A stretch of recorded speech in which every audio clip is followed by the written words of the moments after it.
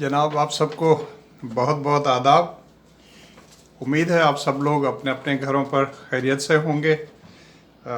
Video शुरू करने से पहले आप लोगों से जो है दोबारा एक बार जो है रिक्वेस्ट है कि जिन लोगों ने अभी तक मेरे चैनल को सब्सक्राइब नहीं किया है तो आप सब्सक्राइब कर लें, और जो आपके दोस्त हैं, आपके फैमिली मेम्बर्स हैं जिनको आप रिकमेंड कर सकते हैं, उनको मेरा चैनल रिकमेंड करें ताकि वो मेरी वीडियोस जो है फ्यूचर में देख सकें। अब आज के व्लॉग से दोबारा जो है मेरा आप बीती का सिलसिला जो है ऑटोबायोग्राफी का, उसको दोबारा शुरू किए देते हैं। तो पिछले वीडियो में जो है मैंने अपनी पिटारो की लाइफ जो है उसमें 1987 तक जो है उसके बारे में बातचीत की थी। तो आज जो है 1988 से जो है दोबारा बातचीत को शुरू किए देते हैं। अब 1988 में मैंने गौर किया तो मेरी लाइफ में तो ऐसा कोई बात मुझे जहन में नहीं आ रही थी, सिवाय एक इंसिडेंट जो है वो बहुत बड़ा हुआ था, जिसमें कि हमारे प्रोफेसर जो है तारिक मुस्तफ़ा ख़ान जो है उनका इंतकाल हो गया था। और प्रोफेसर तारिक मुस्तफ़ा ख़ान, जैसा कि आपको पता है, अंग्रेज़ी के जो है इंग्लिश के जो है प्रोफेसर थे और मेरे जो है मुझसे बहुत ज़्यादा करीब थे, मेरे दिल के बहुत ज़्यादा करीब थे।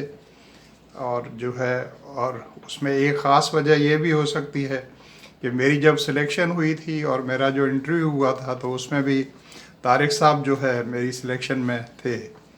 तो उनका इंतकाल हो गया था और उनका इंतकाल की रीज़न्स जो है मल्टीपल जो है उनके जो है उनकी बीमारियां थीं और काफ़ी बातें जो हैं वो ऐसी हैं जिनका मैं ज़िक्र यहाँ पर नहीं करना चाहता। अब हर आदमी की अपनी प्राइवेसी होती है, तो मैं सिर्फ इतना ही कहूँगा कि उनके इंतकाल का जो है मेरी लाइफ पर बहुत जो है सदमा जिसको कहते हैं, शॉक जो है वो था। और उसके अलावा जो है मेरी पर्सनल लाइफ में अभी मुझे याद आ गया कि मेरी बहनोई जो है, मेरे ब्रदर इन लॉ जो है, मेरी छोटी बहन थी मीरपुर खास में, उनके शोहर जो हैं उनका हार्ट अटैक से जो है वो इंतकाल हो गया था। तो उस वजह से अचानक हमें समर वेकेशन में वो ख़बर जब मिली तो उनके 2 या 3 बच्चे उस वक्त हमारे पास यहाँ पिटारो में थे, घूमने के लिए आए हुए थे। तो फिर टैक्सी करके हम लोग मीरपुर खास गए थे। तो वो ख़बर जो है वो भी काफ़ी ज़्यादा मेरी लाइफ के लिए जो है काफ़ी ज़्यादा चौंका देने वाली थी, क्योंकि बहन जो है उनकी उम्र भी छोटी थी और अचानक जो है उनके शोहर का इंतकाल हो गया हार्ट अटैक की वजह से। तो वो ख़बर भी जो है वो उसका बहुत ज़्यादा इफ़ेक्ट हुआ मेरी लाइफ के ऊपर। उसके अलावा जो है 1988 में जो है कॉलेज के अंदर ये है कमांडर स्टारला साहब जो हैं उनकी जो मुलाजमत है कॉलेज के अंदर एज ए प्रिंसिपल जो है वो उनको वहाँ से ट्रांसफ़र कर दिया गया या रिटायर हो गए। अब मुझे इसका एग्जैक्टली तो पता नहीं है। बहरहाल पिटारो से उनका जॉब जो है उनको वहाँ से रुखसत पे भेज दिया गया और इस तरह उनका तकरीबन जो है 8 साल वो कॉलेज में रहे। 1980 में आए थे और 1988 तक रहे, तो 8 साल वो रहे। और फिर उनकी जगह पर जो है 1988 में ही कैप्टन मोहम्मद अमीन ख़ान साहब जो है वो प्रिंसिपल बनकर आए।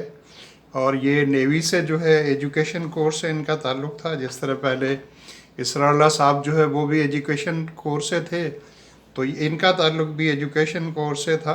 तो बड़े डिफरेंट किस्म के प्रिंसिपल ये रहे मेरे हिसाब से। अब इनका अरसा तो कॉलेज के अंदर बहुत कलील रहा, सिर्फ 20 महीना ये प्रिंसिपल रहे।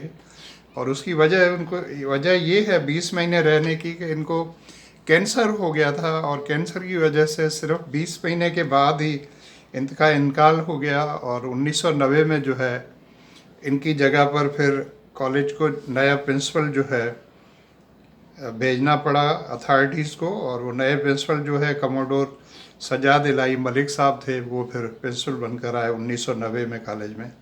तो अमीन साहब का दौर जो मेरे नुक्ते नज़र से तो बहुत ब्रीफ रहा, लेकिन काफ़ी इफ़ेक्टिव आदमी थे। उन्होंने कॉलेज के अंदर काफ़ी चेंजेस की और डेवलपमेंट पे भी उनका काफ़ी ज़्यादा ज़ोर था। लेकिन तबीयत के जो है काफ़ी ज़्यादा सख्त मिजाज थे और डिसिप्लिन के मामले में भी काफ़ी सख्त थे।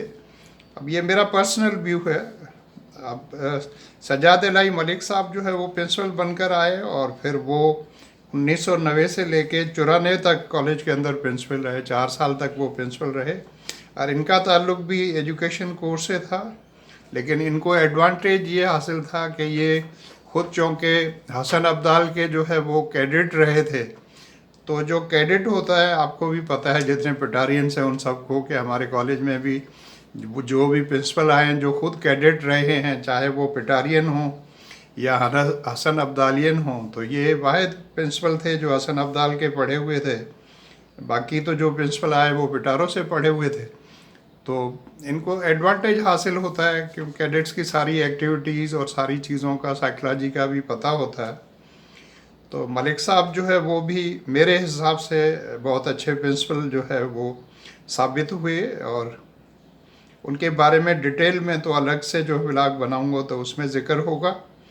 और उसके बाद 1990 के बाद 92 में जो है मेरा बड़ा बेटा जो है अशोक कुमार जो है उसने 12वीं जो है पास कर ली कॉलेज से जो है, और एफएससी जिसे हम कहते हैं प्री इंजीनियरिंग ग्रुप में।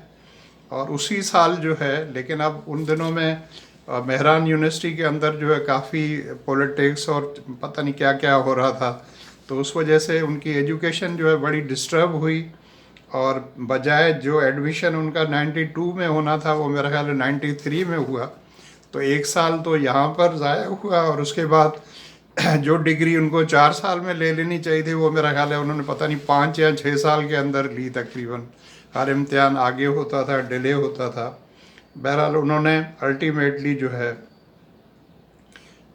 सिविल इंजीनियरिंग जो है मेहरान यूनिवर्सिटी से पास कर ली। तो ये तो अशोक का हो गया। और फिर अशोक के बाद जो है 93 में जो है मेरा छोटा बेटा, सबसे छोटा जो है मनोज कुमार जो है, जो जिसका किट नंबर 93135 अयूब हाउस था, तो वो कैडेट बन गया। और वो भी अयूब हाउस के अंदर जो है 5 साल रहा, और फिर वो 98 जो है उसमें पास आउट किया कॉलेज से। और वो इस तरह जो है वो भी उसका एडमिशन भी मेहरान यूनिवर्सिटी में हुआ, लेकिन उसकी टेक्नोलॉजी जो है वो टेक्सटाइल इंजीनियरिंग थी, तो उसने टेक्सटाइल इंजीनियरिंग पास कर ली। और 93 का एक और वाक़या जो है वो इम्पॉर्टेंट कॉलेज के नुक्ता निगाह से या कैडेट के नुक्ता निगाह से या मेरे लिहाज से भी ये था कि मुझे जो सज्जाद इलाही मलिक साहब ने, प्रिंसिपल ने जो है वो इकबाल हाउस का हाउस मास्टर जो है अपॉइंट कर दिया। और उस अपॉइंट करने की वजह ये थी कि जावेद चीमा साहब जो है वो कॉलेज से जो है रिटायरमेंट लेकर जो है ब्रुनाई चले गए थे, जो है वहाँ पर ब्रुनाई में एजुकेशन कोर के अंदर पढ़ाने के लिए वो चले गए थे। तो चीमा साहब चूँकि इकबाल हाउस के हाउस मास्टर थे, तो मुझे उनकी जगह पर जो है वो हाउस मास्टर बना दिया गया। और उसमें इंटरेस्टिंग बात यह है कि मैंने मलिक साहब से कहा कि सर मुझे हाउस मास्टर नहीं बना है, तो मुझे कहने लगे कि क्यों नहीं बनाऊँ। तो मुझे कहने लगे कि जब आप टीचर बन सकते हैं पिटारों के और इतने सालों से आप पढ़ा रहे हैं, तो आप हाउस मास्टर क्यों नहीं बन सकते। तो मैंने मज़ीद तो उनको कुछ नहीं कहा। मैंने कहा सर हो सकता है, मतलब मेरे दिल के अंदर ये जोर था। मैंने कहा हो सकता है सर कुछ पेरेंट्स जो है उनको ये बात मुनासिब नहीं लगे। तो कहने लगे नहीं भाई, पेरेंट्स को क्यों नहीं लगेगी। बहरहाल ये मेरी अपनी बात थी जो ऑफ द रिकॉर्ड थी, लेकिन मैं आपसे शेयर कर रहा हूँ। तो उन्होंने कहा कि नहीं, लेकिन मेरा टेन्योर जो है एज ए हाउस मास्टर जो है बहुत ही कम रहा। तकरीबन जो है वो जावेद शेरानवी साहब उसको मजाक में वो महीनों में बताते थे कि भाई जेठानंद का जो है वो हाउस मास्टर का टेन्योर जो है 30 महीने है, 30 महीने है। तो तकरीबन 2.5 साल के लगभग जो है मैं इकबाल हाउस का हाउस मास्टर रहा। और फिर 95 के अंदर जो है मेरा ट्रांसफ़र हो गया। और वहाँ ट्रांसफ़र का मतलब यही होता है कि हाउस मास्टर जो है वो वहाँ जो आपकी अकोमोडेशन होती है हाउस के अंदर, सो वहाँ से फिर आपको दोबारा जो है कॉलोनी के अंदर घर दे दिया जाता है। तो इस तरह आप वहाँ से वापस आ जाते हैं। तो ये तो हो गया 95 का वाक़या। और 94 में जो है ख़ास बात ये हुई कि सज्जाद इलाही मलिक साहब जो है वो कॉलेज से जो है अपना टेन्योर पूरा करके और वो इस्लामाबाद चले गए वहाँ जो है एजुकेशन का जो डिपार्टमेंट होता है, मुझे नहीं पता, नेवी का जो एजुकेशन का डिपार्टमेंट होता है वहाँ पर उनको शायद डायरेक्टर नेवल एजुकेशन सर्विसेज या ऐसा कोई ओहदा था, मुझे एग्जैक्ट नहीं उसके बारे में पता, लेकिन उनको वहाँ इस्लामाबाद जो है उनकी पोस्टिंग हो गई थी। तो इस तरह वो कॉलेज से वहाँ पर चले गए थे। और फिर 94 में ही जो है कमोडोर SQ रज़ा साहब, जिनका पूरा नाम सैयद कमर रज़ा था, वो कॉलेज के प्रिंसिपल बनकर आए और वो भी कॉलेज के अंदर जो है तकरीबन 6 साल रहे। और सन 2000 में जो है वो कॉलेज से जो है वो अपना चले गए। तो उनके बारे में भी अलग से डिटेल में बताऊंगा बाद में, लेकिन ये ब्रीफली मैंने आपको बताया। तो आज के वीडियो में सिर्फ इतना ही जिक्र करते हैं, बाकी जो है अगले वीडियो के अंदर आपसे बातचीत होगी। उम्मीद है आप अपने घरों पर अपने आप को रख रहे होंगे, हालांकि पाबंदियां तो कुछ नरम हुई हैं पाकिस्तान में, लेकिन मेरी आपसे फिर भी ये रिक्वेस्ट है, जैसा कि डॉक्टर्स भी कह रहे हैं और एक्सपर्ट्स भी कह रहे हैं कि बग़ैर वजह के या बग़ैर किसी मजबूरी के घर से बाहर नहीं निकलें, तो वो अच्छा है। देखिए, कोई मजबूरी जब होती है तो उसमें तो मैं भी बाहर निकलता हूँ। किस वक्त जाता हूँ, सिर्फ घर से नीचे मेडिकल स्टोर है, अब उसके अंदर जब मेरी जो मेडिसन्स हैं वो जब ख़त्म हो जाती हैं तो पहले फ़ोन पे उनको बता देता हूँ, तो वो तैयार करके रख देते हैं। तो कभी लेकिन कोशिश करता हूँ कि वो भी मेरे बिहाफ से कोई और जाके ले आए तो वो ज़्यादा बेहतर है। तो आप कोशिश करें कि घर पे रहें, और बाकी बातें आपसे पहले होती रही हैं तो दोबारा भी आपसे बातचीत होती रहेगी। Thank you so much, love you all, take care.